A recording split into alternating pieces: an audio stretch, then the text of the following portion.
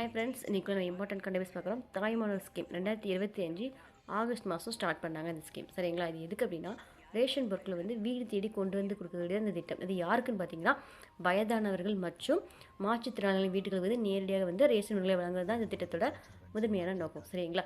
வயதானவர்கள் அப்படின்னா 70 வயதுக்கு மேற்பட்டவர்களுக்கு வந்து வீடு தேடி வந்து கொடுப்பாங்க. சரிங்களா?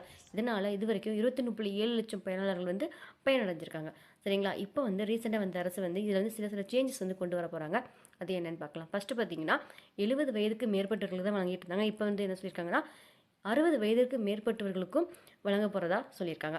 அடுத்து பார்த்தீங்கன்னா, இதில் வந்து மாற்றுத்திறனாளிகளும் முதியோர்களும் இடம் பெற்றிருந்தாங்க. இப்போ வந்து எக்ஸ்ட்ரா கம்மி பெண்களும் இதில் வந்து ஆட் பண்ணியிருக்காங்க.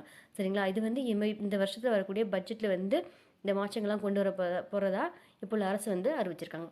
ஓகே ஃப்ரெண்ட்ஸ், இது மாதிரி டெய்லி இம்பார்ட்டன்ட் கண்டென்ட்ஸ்க்கு சேனலை சப்ஸ்கிரைப் பண்ணிக்கோங்க. உங்களுடைய ஃபாலோ பண்ணிக்கோங்க. தேங்க்யூ.